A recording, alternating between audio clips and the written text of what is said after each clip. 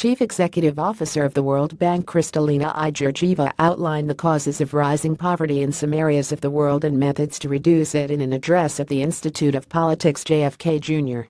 Forum Tuesday evening. Georgieva's address revolved around the World Bank's mission to reduce global poverty and assist the growth of developing countries.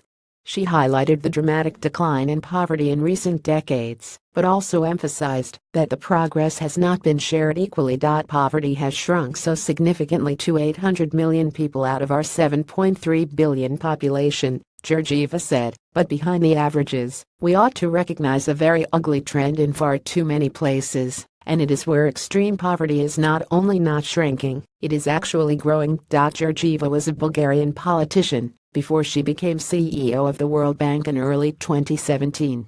Before that, she served as Commissioner for Budget and Human Resources in the European Union. She has held numerous positions in the World Bank Group and been involved in international affairs since the early 1990s.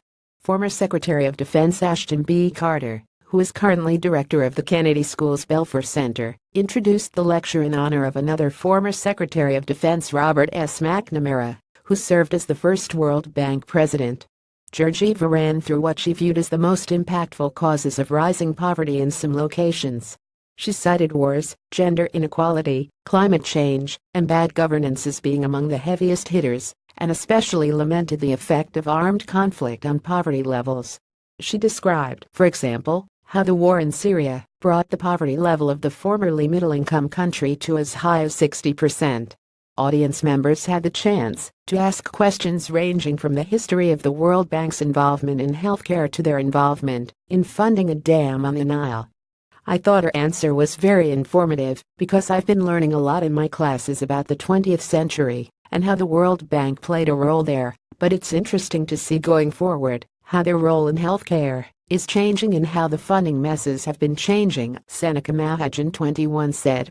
Georgieva talked about possible solutions to the problems she introduced, but concluded by speaking more broadly about the importance of collective action and working together. Here are our choice. There are two.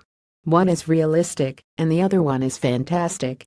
The realistic choice is extraterrestrials would come from space and make us work together, and the fantastic is we would do it ourselves. So we see it as our mission at the bank to actually swap the places of those two, she said. Staff writer Lucas Ward can be reached at lucas.ward@beckromson.com. Follow him on Twitter at @LucasWard. Recommended articles to the editors of the Crimson. I am writing to deplore the farce that took place at the Kennedy School. Bennett proposed to direct ABCD, but poor may oppose appointment. Arthur Garland 36, President of Action for Boston Community Development. Boston's Poverty Agency last night proposed George Bennett 38 to social and industrial questions, wealth, poverty, money, etc. are topics of interest to students of political economy, which Prof. W. Prominent socialist writer speaks. Mr. Robert Hunter, author of Poverty and Socialists at Work, will speak on socialism in Emerson F. this evening at If you haven't seen Boomtown Back Home, it's worth a trip downtown to find out what MGM can do.